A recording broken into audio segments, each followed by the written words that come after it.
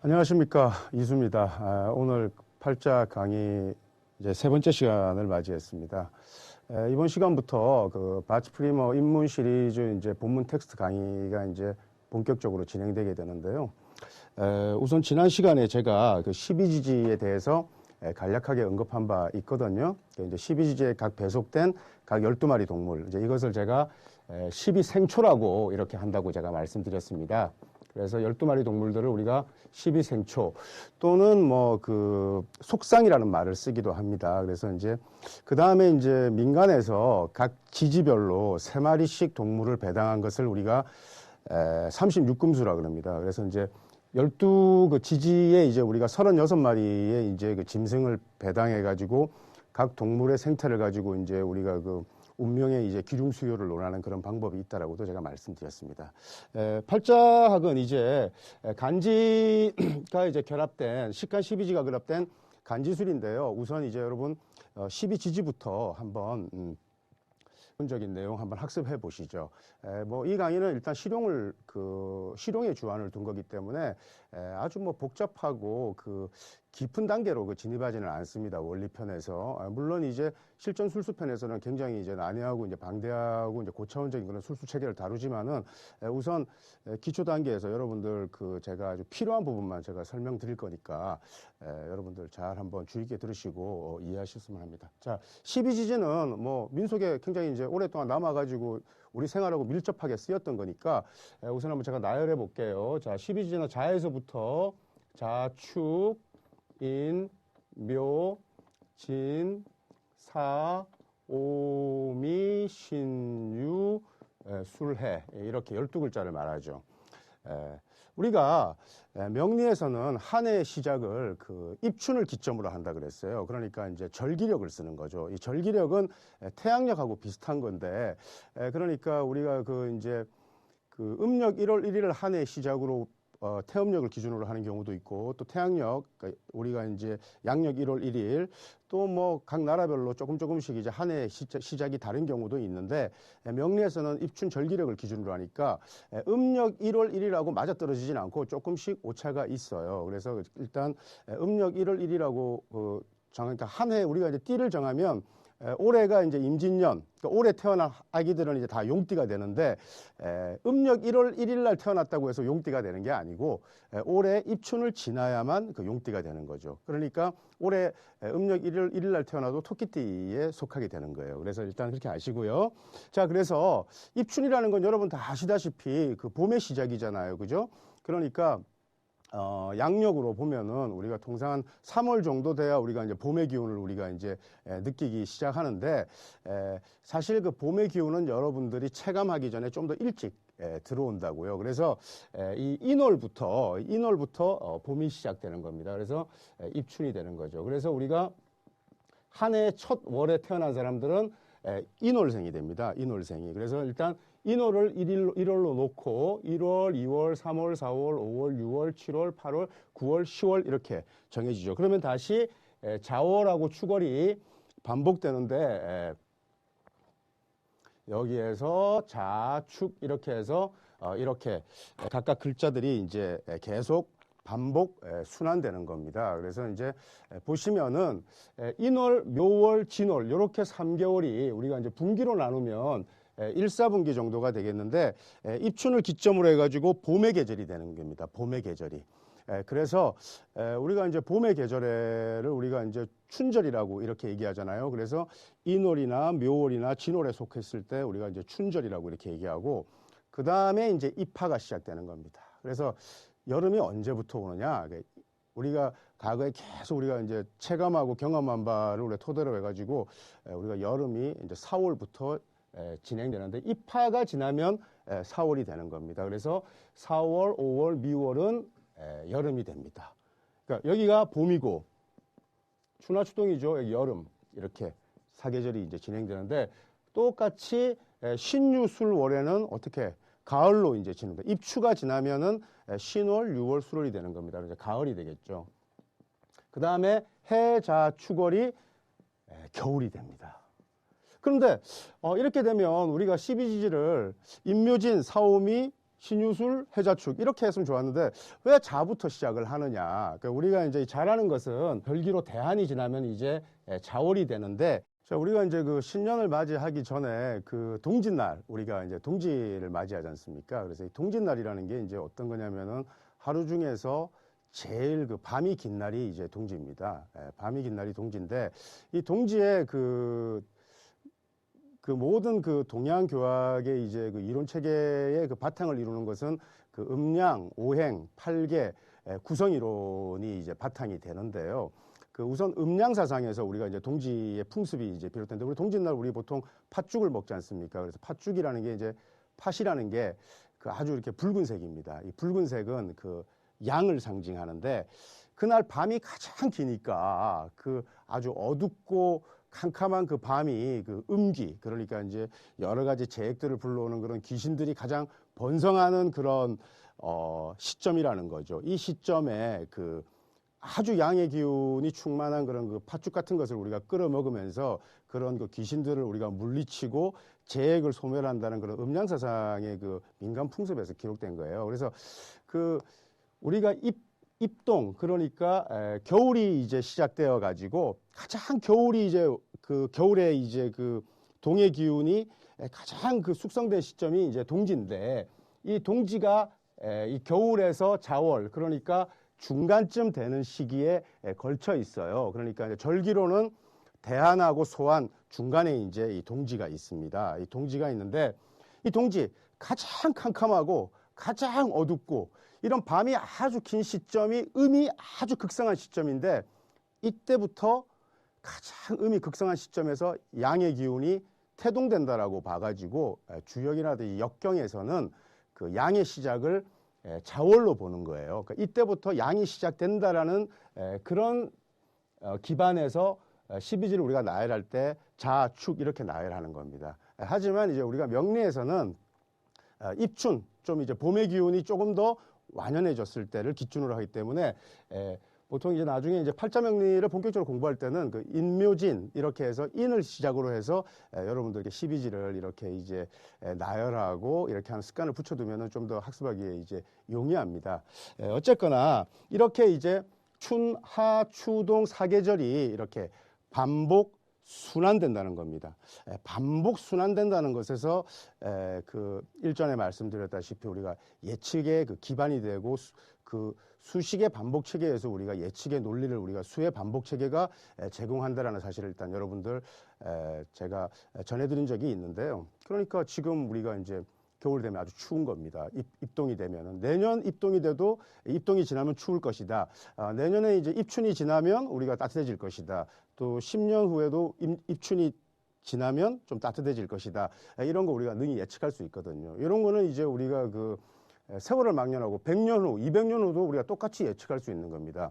이러한 것을 이제 그 시공합일의 이제 개념이라고 하는데요. 어쨌든가 여러분들이 이제 이렇게 12지라는 것은 그 12진법과 같이 12개의 숫자가 계속 반복 순환된다라고 일단 여러분들 이해하시면 되겠어요. 그래서 인묘진, 사오미, 신유술, 해자축 이렇게 세 개씩 세 글자씩 끊어서 여러분들 이렇게 일단 입에 붙으시기 일단은 조금 이렇게 반복해서 한번 연습해 보는 겁니다.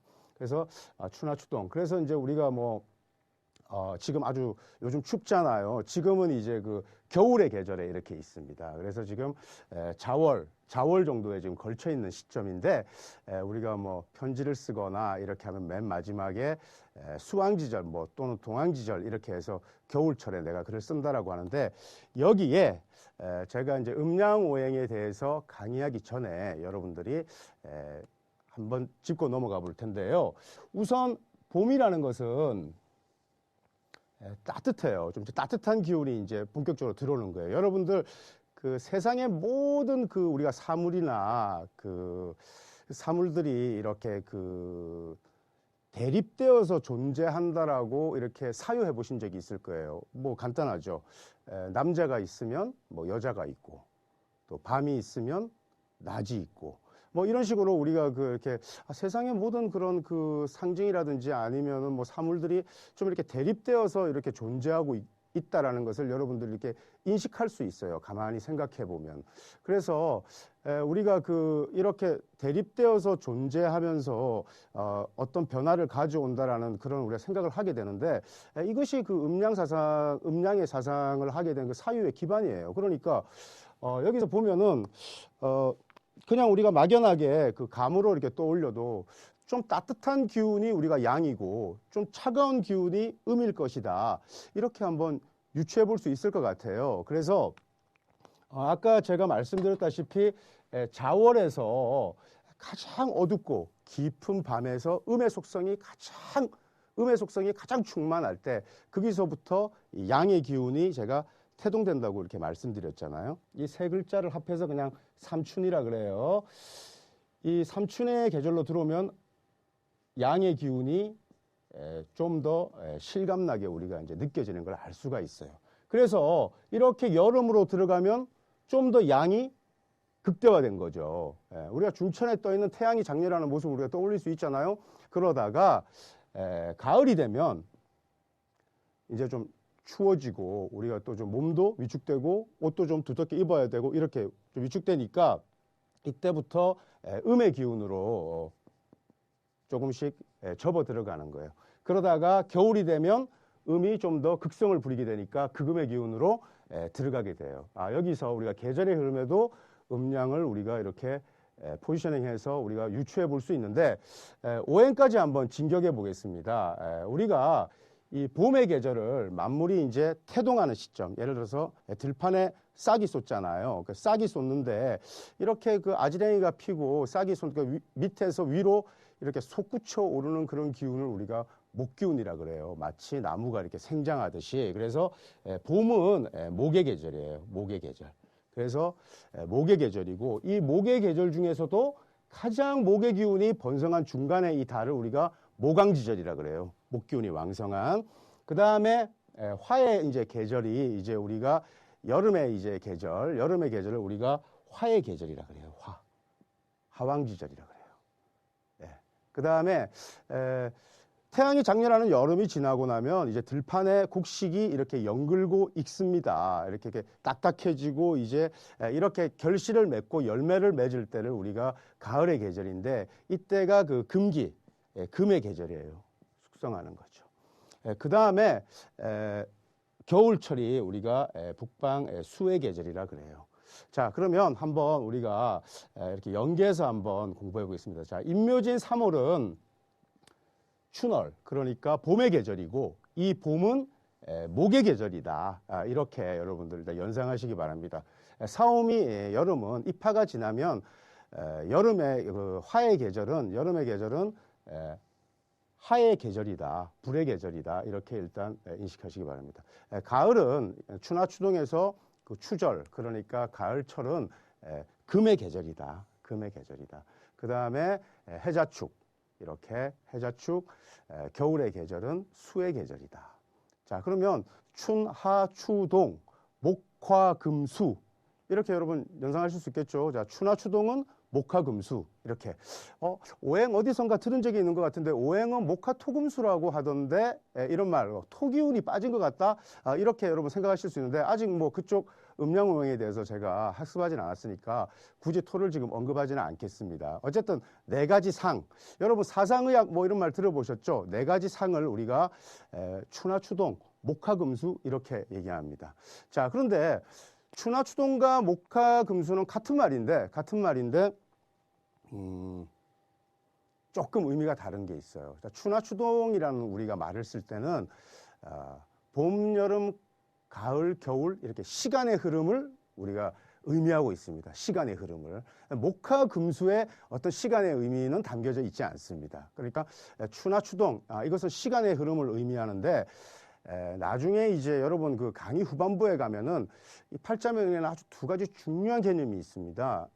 우선 시간의 흐름을 나타내는 그 개념의 말이 원형이정이라는 우리가 이제 좀 형이상학적인 그런 용어를 씁니다. 그래서 원형이정 이런 말 쓸 때는 여러분들이 추나 추동, 계절의 흐름을 얘기하는구나. 그 다음에 근묘화실이라는 말을 씁니다. 근묘화실이라는 것은 뿌리, 그 다음에 묘는 싹, 화는 이제 그 꽃이죠. 그 다음에 이제 실은 열매인데 그 금묘화실이라는 말을 쓸 때는 이렇게 목화금수하고 이렇게 비슷한 개념으로 일단 여러분들 생각하시면 되겠어요.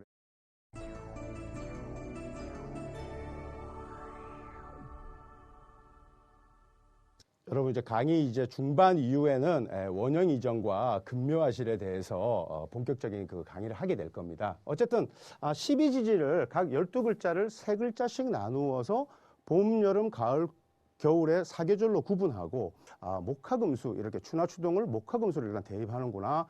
일단 이렇게 여러분들 일단 인식하시기 바라고요. 자, 12지지를 말이죠. 자, 우리가 어떻게 우리 생활 속에서 이제 살아있는지 한번 생각해 보자고요. 자, 여러분, 한밤중에 12시를 우리가 우리 뭐라고 하죠? 자정이라는 말 씁니다. 자정. 이때 이 자정 아닙니까?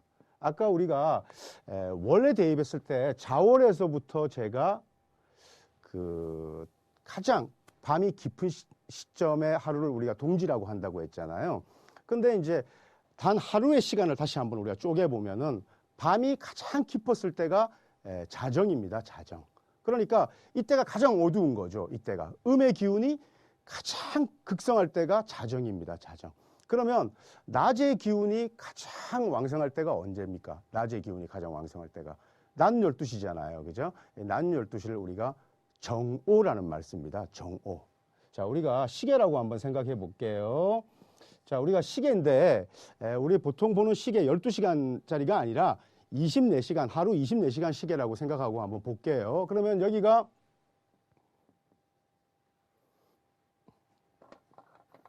자정이니까 0시가 되겠죠. 그래서 우선은 이해하기 용이하게 자정 밤 12시라고 우리가 일단 이렇게 기록할게요. 그 다음에 정오는 낮 12시가 되겠죠. 그죠? 낮 12시가 일단 이렇게 됩니다. 자, 여기서 중요한 방위 개념이 나옵니다. 이제 방위 개념이 나오는데, 자, 자에서부터 한번 12지지를 제가 시계 방향대로 한번 이렇게 제가 적어 보겠습니다. 그러면, 자, 축, 인, 묘, 이렇게. 자, 묘가 이렇게 사방에 일단 배열되고, 진, 사, 오, 이렇게 사방에 배열될 겁니다. 자, 우리가 방위도에서 북쪽을 우리가 현대 방위도에서 이렇게 북쪽이잖아요. 그죠? 그러니까 이 자정, 그러니까 이 자정은 북쪽의 방향이다. 자의 글자는 자 글자는 북쪽을 의미한다라고 일단 얘기하시면 되겠어요. 자, 근데 자라는 것은 우리가 입동이 지나면 해월, 해월 다음에 자월, 자월 다음에 축월, 이것이 우리가 겨울이라 그랬잖아요. 자, 추나 추동은 제가 오행으로 어떤 계절이라고 그랬죠? 수의 계절이라고 그랬습니다. 수의 계절. 그러니까 이 자는 수기운이 충만한 겁니다. 조금 복잡하겠는데요. 자, 북쪽이 수기가 많은 방향입니다. 북쪽이 수기가 많은 방향입니다. 혹시 그 민간에서 야, 너는 이렇게 그 물이 좋다. 너는 뭐 불이 좋다. 이런 말 들어보셨을 텐데, 그러면 내가 이렇게 물이 좋다. 이러면 나는 일단 북쪽으로 향해서 걸어가고, 현재 사는 데서 북쪽으로 이사를 가면 길하다. 이런 식으로 우리가 이제 실용술수에서 우리가 응용할 수 있는데, 문제는 그 진단이 이제 정확치 않다는 거죠. 진단이. 그러니까 물이 좋은 사람한테 뭐 불이 좋다고 하고 이제 이런 경우가 이제 비일비재하기 때문에 좀 혹세무민의 도구로 우리가 전락할 수 있는 그런 개연성이 이제 많다는 거죠. 그게 이제 문제라고 할 수 있겠는데 어쨌든 기본에 충실하게 시작해 보면은 여러분 스스로 납득할 수 있는 그 원리가 녹아 있으니까 한번 처음에는 좀 복잡하고 헷갈리고 좀 어려울 수 있어요. 그러나 조금만 집중해 가지고 한번 저를 따라해 보면은 짧은 시간 여러분들 기대 이상의 효용을 구할 수 있으니까 한번 집중해 보는 겁니다. 자, 이렇게 자에서 숙이는데, 아까 제가 인월에서 어떤 계절이 시작된다 그랬죠? 춘, 봄의 계절이 시작된다고 했잖아요. 봄의 계절이. 그죠? 그래서 이때는 기운이 목기운이 되는 겁니다. 목기운이. 그래서, 여기가 목의 방향이구나. 목의 방향이구나라고 여러분들 일단 이해하실 수 있겠습니다. 그럼, 목의 방향은 방위가 어떻게 되겠죠? 동쪽이 됩니다. 동쪽. 자, 우리나라 한반도 지도를 한번 떠올려 봐요. 자, 위쪽이 북쪽, 북한. 그 다음에 동쪽이 독도 있죠. 그죠? 자, 우리나라는 동방 예의지국. 중국에서 보면 우리나라가 어느 쪽에 있어요? 동쪽에 있잖아요. 그래서 우리나라를 그 동방의 예의지국, 동쪽. 그래서 우리나라가 나중에 우리나라가 인이나 묘목이나 이런 글자하고 굉장히 관련이 있는 그런 국가가 됩니다. 자, 그 다음에 진사오 이렇게 하면 이게 남쪽이 됩니다. 남쪽. 그죠? 남쪽은 사우스. 그래서 남쪽은 오방입니다. 오방. 자, 그래서 오 다음에 우리가 미죠. 그 다음에 신이죠. 그 다음에 유가 됩니다. 자, 입추가 지나면 가을의 계절이 신유술 이렇게 세 개가 제가 배당된다고 했습니다. 자, 이렇게 12지지를 우리가 이렇게 원형으로 제가 이렇게 포국할 때, 이렇게 원형으로 포국할 때는 이렇게 하늘에 이렇게 던져 놓는 겁니다. 이렇게 하늘에 이제 던져서 우리가 보는 거하고 또 사방, 땅에다가 우리가 이렇게 대비시켜서 보는 두 가지 방법이 있는데, 일단 이법과 기론 이렇게 이제 좀 그 복잡한 이제 개념으로 우리가 진격하게 되는데요. 어쨌든 여러분들 지금은 그런 복잡한 개념에 연연하실 필요는 없고 한 번 정도 이렇게 듣고 이렇게 여러분들 아주 생경하지 않으면 되니까 어쨌든지 간에 이렇게 12글자를 한번 제가 이렇게 원형으로 제가 지금 이렇게 제가 포국을 해보는데 그 다음에 술, 해, 자 이렇게 이제 되잖아요. 그죠? 그래서 12글자를 제가 이렇게 원형으로 포국을 시켰는데 가을이 가장 번성한 6월에는 이것이 금기에 속한다고 했으니까 금의 방위가 되는 겁니다. 그러니까 금방이 되는 겁니다. 금방은 곧 서쪽이 되는 겁니다. 서쪽이 되는 겁니다. 자, 다시 한번 제가 정리해 볼게요. 자, 북쪽은 수의 방위, 수방 또는 자방 이런 말 씁니다. 그래서 앞으로 여러분들 제가 이렇게 자방 또는 수방 이런 말 쓰면은 이게 북쪽이구나 이렇게 정북쪽을 얘기합니다. 정북쪽. 그 다음에 목방 또는 제가 묘방 이런 말을 쓰면 정동쪽을 얘기하는 겁니다. 정동쪽. 그 다음에 오방. 그 다음에 남방이죠. 남방. 그 다음에 화방 이런 말을 쓰면은 화의 방이 이렇게 하면 이건 정남쪽. 사우스를 가르치는 거예요. 자, 그 다음에 금의 방위, 금방, 또 유방 이러면은 우리가 서쪽, 정서쪽을 가르치는 겁니다. 자, 여기에 제가 대충 12지지를 나열하고 이 12지지라는 글자에다가 우리가 오행, 목화토금수 오행을 이렇게 배속을 하고 또 이것을 우리가 방위로 연계하고 뭐 이런 개념들을 우리가 지금 잠깐 여러분들이 지금 이렇게 구경하셨는데요. 여기에 제가 음양에 대해서 우리가 한번 살펴보죠. 자, 음과 양은 우리가 이제 여러분 그 전 세계 태극 마크를 국기로 쓰는 나라는 우리나라밖에 없지 않습니까? 그래서 음양오행의 시원은 뭐 중국이죠. 하지만 그 시원이라는 게 어디서 비롯되었느냐는 것이 그 정체성을 규정하는 건 아닙니다. 그것이 가장 번성하고 역사 속에서 살아 있으면은 그것이 곧 시원이 자기 것이 되는 건데 우리나라는 어쨌든 그 국기에 태극기를 쓰고 있지 않습니까? 태극 마크를 쓰고 옆에는 이제 8개의 이제 그 괴를 우리가 쓰고 있는데 어쨌든 그 태극이 무엇을 의미하는지에 대해서 한번 생각해 볼게요. 태극은 곧 음양도 같은 건데 여기에서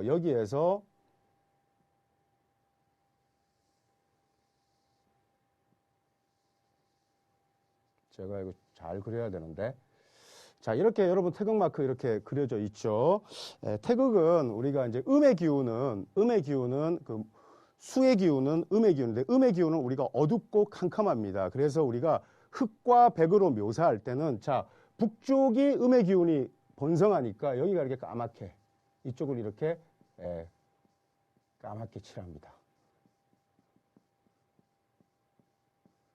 자, 이렇게 칠하면은 이것이 일단 뭐 좀 조악하지만 음양도가 되는 겁니다. 자, 그러면 북쪽에서 그 음의 기운이 가장 이렇게 왕성하게 일단 이렇게 집중돼 있고 남쪽에서는 이제 희미하게 양의 기운이 이제 음의 기운이 시작된다는 걸 알 수 있고요.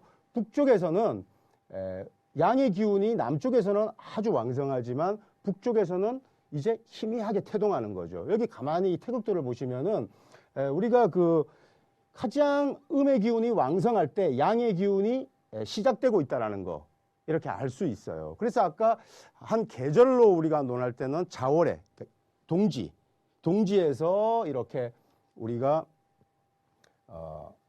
정확하게 이제 그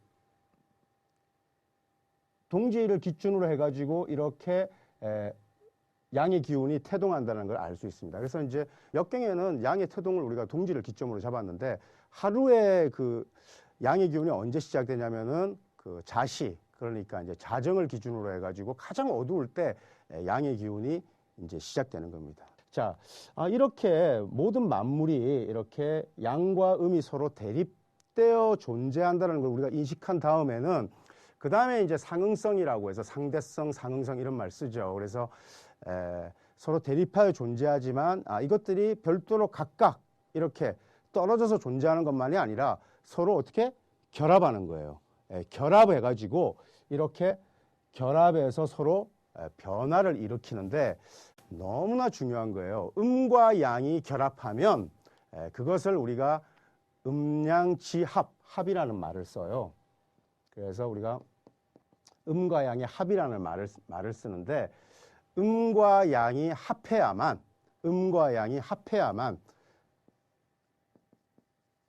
생산이 일어나요.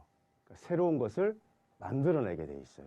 음과 양이 합해야 새로운 것을 만들어내는 거예요. 생산.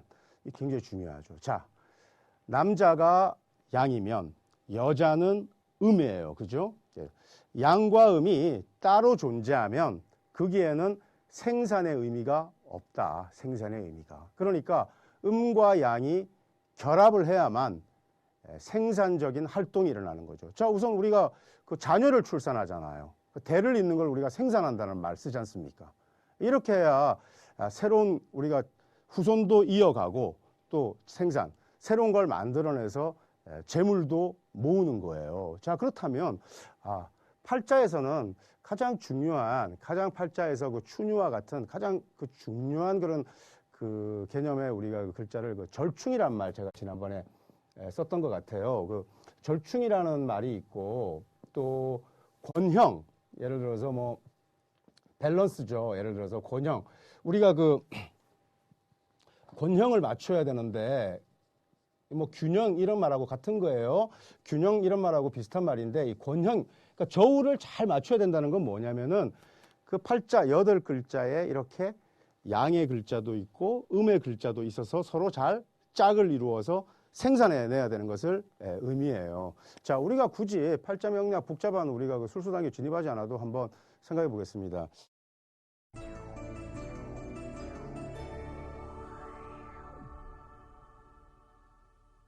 부자, 요즘 뭐 이렇게 그 부자 따라하기 그런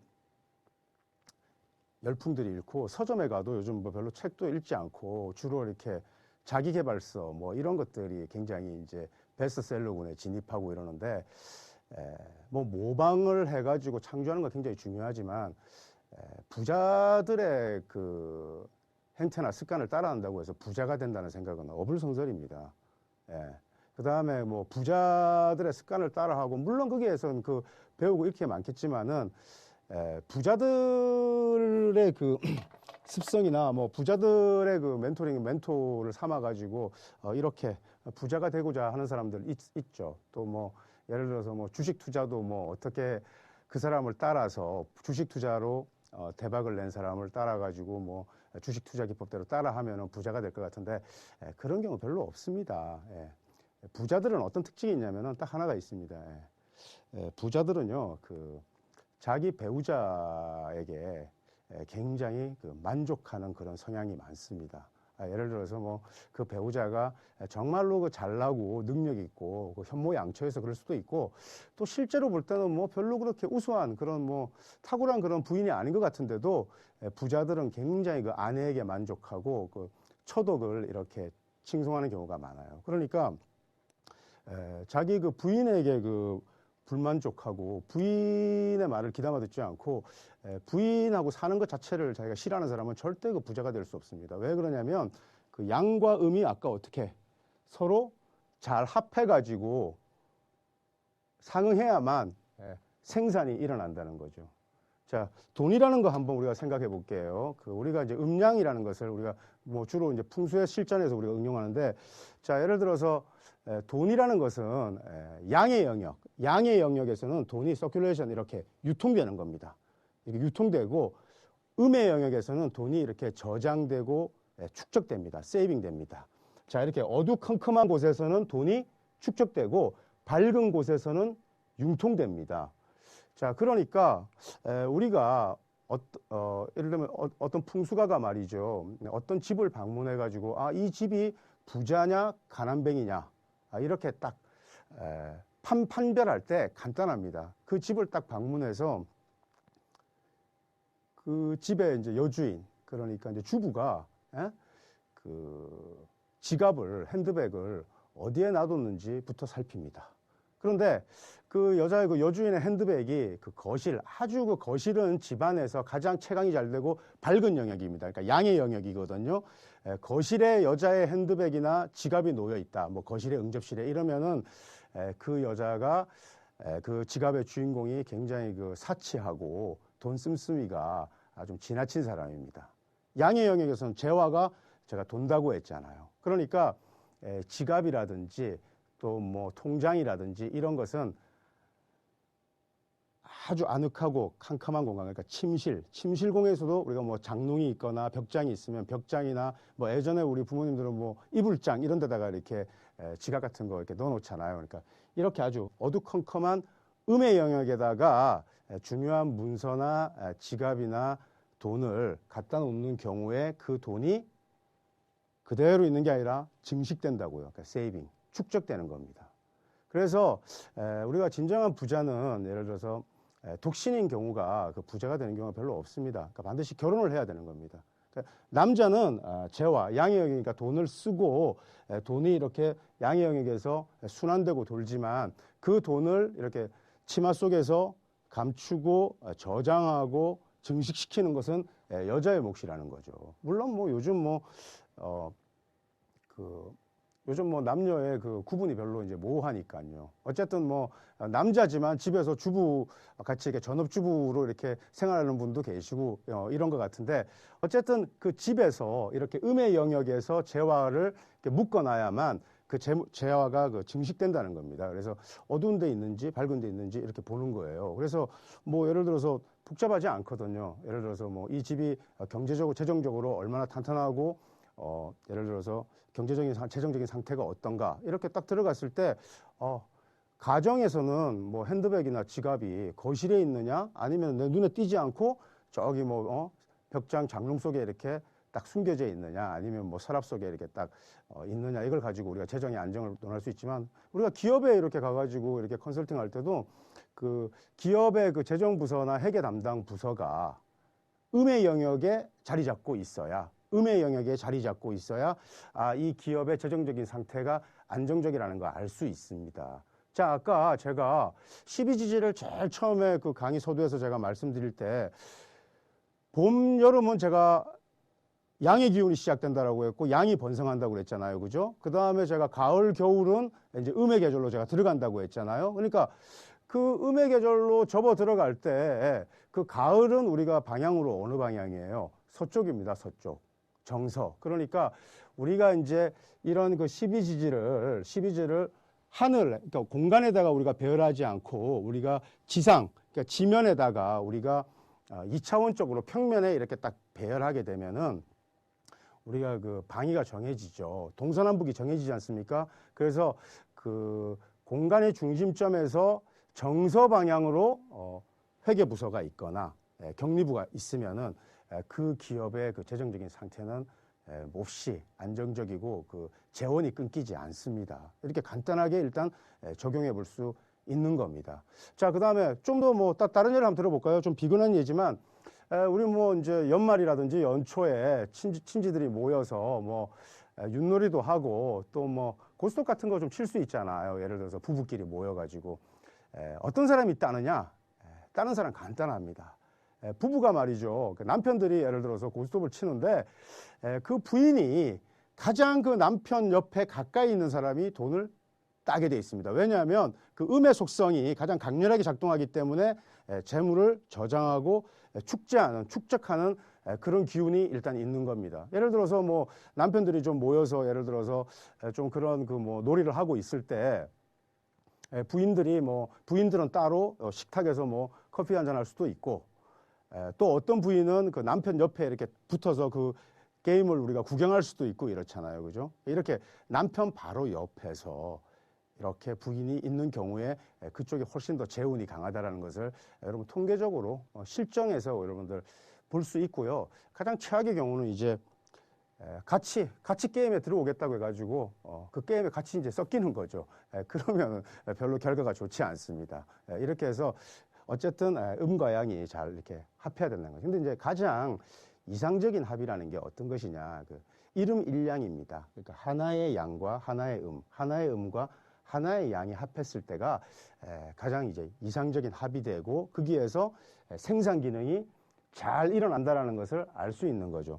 아, 그렇구나. 그러니까 우리가 십간십이지라는 글자에는 우리가 음양이라든가 오행의 부호를 각각 배당하는데, 어떤 사람의 그 팔자가 아주 이렇게 안정되게 잘 구축되려면 이렇게 음양의 글자가 고루고루 섞여서 잘 배합되어야만 그 사람이 생산활동이 잘 일어나고 부자로 부귀하게 잘 살 수 있다. 이런 우리 그 생각을 할 수 있게 되는 거죠. 어떤 경우에는 전혀 그 세속적인 그런 물질적인 그런 욕심이나 야망이 없는 사람들도 있어요. 그리고 태어나서 아무것도 하지 않고 간 사람도 있어요. 무의라 그러죠, 무의. 이런 경우에는 팔자 자체가 음이든 양이든 한쪽으로 치우쳐가지고 합생작용이 잘 일어나지 않는 겁니다. 합생작용이 잘 일어나지 않는 것을 우리가 편고, 치우쳤다 그래서 편고하면은 그 사람은 별로 그렇게 평생에 이렇게 그 우리가 이제 팔자술에서 말하는 그 북이라든지 그 수복의 우리 정의는 아주 명쾌하고 간단한 거라 그랬잖아요. 세사일반의 가치로 논하는 거니까 전혀 그 부자를 기대할 수 없고 평생 아무것도 남겨주지 못하고 뭐 처자식을 부양하지도 못하고 이런 좀 그런 씁쓸한 그런 삶의 형태를 살게 되는 거죠. 하지만 그 본인이 정작 세속적인 그런 물질이라든지 부귀에 관심이 전혀 없고, 그러니까 청정하게 살면서 스스로 만족한다고 하면은 뭐 그것이 곧 그 도고 정답입니다. 물론 뭐 그것이 잘못됐다, 잘됐다 이렇게 얘기할 수 없고, 다만 그것이 그냥 팔자대로 그렇게 살았다고 보기 때문에 여러분 그 팔자 소관이라는 말이 나온 겁니다. 그래서 그냥 어떤 한 해 우리가 이제 명리를 좀 공부한 사람들도 잘 이렇게 이제 사실 가장 어려운 거 자기 머리 깎는 거거든요. 그래서 이런 수렵에 종사하거나 또 이런 뭐 역경이라든지 아니면은 이런 그 팔자 명리라든지 또 뭐 삼식이라든지 이런 술수에 능한 사람들이 곧잘 자기의 운을 오판하는 경우가 많이 있어요. 뭐냐면은 야, 올해는 내가 이렇게 좀 지리멸렬했지만 내년이나 뭐 내후년쯤 되면은 아주 좋은 재물이 운이 도래하니까 내가 좀 부자도 되고 돈도 좀 생길 것이다. 이렇게 예상하는 경우 많은데, 그 잘못된 게 뭐냐면은 그럼에도 불구하고 현실은 전혀 나아지지 않는 경우가 굉장히 많거든요. 그게 뭐냐면은 그러한 재물의 글자가 올 때 그 글자가 내 팔자의 다른 글자와 이렇게 음양의 합생, 결합이 이루어져야만 그것이 생산되고 어떤 그 구체적인 성업의 현상으로 나타나는 거지, 합생되지 않으면 안 됩니다. 그런데 이제 현대 명리가들은 이런 음양의 이제 그 음양이 곧 역이죠. 이 역이라는 것은 기론 체계를 의미합니다. 이 음양의 그 합생, 합작 이런 그 기론 체계를 도외시하고 오로지 그 오행생극제와의 오행생극의 입법 체계를 가지고 그 팔자 세력의 균형을 맞추는 데 주안하다 보니까 오판하는 경우가 이제 좀 많았어요. 그래서 이것은 뭐 제가 물론 입문이나 기초 부분에서 제가 지금 언급하고 가고 있는 얘기지만은 사실은 굉장히 그 팔조술 고차원적인 아주 고도의 단계에서 다시 조명되어서 그 실전 술기로 이제 여러분 이제 응용하는 방법을 이제 배우게 됩니다. 그래서 요렇게 구성되는구나. 이제 일단 여러분 한번 생각해 보시고요. 자, 오늘 이제 그 12지지에 대한 전반적인 개념에 대해 가지고 아주 기초적인 그런 개념에 대해서 학습해 봤는데요. 네, 다시 한번 제가 한번 정리해 보겠습니다. 자, 우선 한 해의 기준은 입춘이 된다고 했습니다. 절기력을 기준으로 해서. 그래서 입춘이 지나면 인월이 됩니다. 그래서 우리가 자에서 자축인묘, 진사오미, 신유술의 12지지 중에서 인부터 시작해가지고 인묘진 이렇게 3개월이 봄의 계절입니다. 또 봄의 계절은 오행으로 목의 계절이라고 제가 했습니다. 그래서 인묘진, 사오미, 신유술, 해자축 이렇게 우리가 12계절, 그러니까 그 12계절을 우리가 12지지로 우리가 구분하고 또 12지지를 각각 추나 추동 4계절씩 세 글자씩 끊어서 추나 추동으로 구분하면 그것을 오행으로는 목, 화, 금, 수 이렇게 네 가지로 구분할 수 있다라고 제가 말씀드렸고요. 여기서 토가 왜 빠졌는지는 다음 시간에 이제 공부하게 되겠습니다. 그 다음에 각 글자를 우리가 12지 글자를 이렇게 횡으로 단조롭게 나열하거나 또는 우리가 평면에 정방형으로 나열하지 않고 원형으로 이렇게 우리가 나열하게 되면 여기에는 방위 개념이라는 것이 또 존재하는구나 이렇게. 그래서 우리가 목방은 동쪽, 화방은 남쪽, 금방은 서쪽, 수방은 북쪽 이렇게 사방으로 우리가 또 나머지 글자들은 어떻게 우리가 12방으로 우리가 전개될 수 있겠죠. 이것을 평면에다가 우리가 놓으면은 12방위를 응용하지 않고 풍수에서는 양택에서는 8방위를 응용합니다. 그래서 예를 들어서 자, 묘 사이에 축인 두 글자가 이렇게 끼어 있잖아요. 그래서 이 두 글자는 북쪽과 동쪽의 중간인 동북방으로 이렇게 우리가 이제 정해서 응용하게 되는데요. 어쨌든 여러분 추나 추동은 목화금수 이렇게 여러분 이렇게 사계절과 그 다음에 오행이 이렇게 각 글자에 배당되어 있다라고 일단 이해하시고요. 그 다음에 이제 십간, 다음 시간에는 십간에 대해서도 이제 공부하게 되겠는데 십간과 12지는 또 어떻게 연동되고 또 십간은 또 음양오행이 어떻게 배속되고 응용되는지 알아보겠어요. 자, 강의를 마치기 전에 여러분 그 팔자명리학습에서 사실이 굉장히 기초적인 부분이지만 이때가 가장 지루하고 어렵습니다. 그러니까 조금 더 여러분 주의를 기울이셔가지고 일단 처음에는 좀 애워두실 필요가 있거든요. 제가 가급적이면 가장 덜 애울 수 있도록 많은 숙제를 내드리지는 않겠지만은 한번 이렇게 숫자라는 것도 굉장히 중요해요. 수라는 것은 수라는 건 예측의 논리를 제공하기도 하지만 수라는 것은 실용술수에서 여러분들이 이제 그 방편으로 이용하기에 가장 좋은 도구이기 때문에 여러분 숫자가 운명을 결정한다 이런 사상은 예전부터 있었는데 사실은 원리 원칙에 충실하지 않기 때문에 엉뚱한 얘기들을 많이 하거든요. 근데 어쨌든 숫자를 잘 아는데 1부터 10까지만 여러분들 어떻게 배정하는지 알면 되니까 제가 마지막으로 설명하겠습니다. 자, 북쪽이 1번입니다. 1번. 1. 남쪽이 2번입니다. 2. 동쪽이 3번입니다. 3번. 서쪽이 4번입니다. 4번. 자, 1, 2, 3, 4. 자, 여기다가 5를 더합니다. 그러면 16 북쪽입니다. 자, 그래서 16수라 그럽니다. 이 수기운의 숫자는 16이구나. 16. 자, 왜 그런지 이건 하도낙서라고 해서 하도에서 추상된 건데 제가 여러분들에게 지금 하도를 설명하면 또 복잡해지니까 일단은요. 16이 수다. 그래서 그 다음에 3 플러스 5는 8이잖아요. 그죠? 38목이라고 합니다. 38목. 자, 16수 38목. 여기다가 2 더하면 27화. 27은 화입니다. 27은 화. 그 다음에 4에다가 5 더하면 49 금이 됩니다. 49금. 자, 우리 연상하면 됩니다. 자, 북쪽 1, 2 남쪽, 서쪽, 동쪽 3, 서쪽 4. 이렇게 1, 2, 3, 4 이렇게 하더라. 자, 여러분 이 숫자를 잘 기억하고 계시면 내가 어떤 핸드폰 숫자를 써야 될지 또 어떤 비밀번호를 써야 될지 이 통장 번호가 나에게 좋은지 이런 거 금방 다음 시간 강의를 통해서 알 수 있습니다. 오늘 강의만 마치고요. 다음 시간에 뵙도록 하겠습니다. 감사합니다.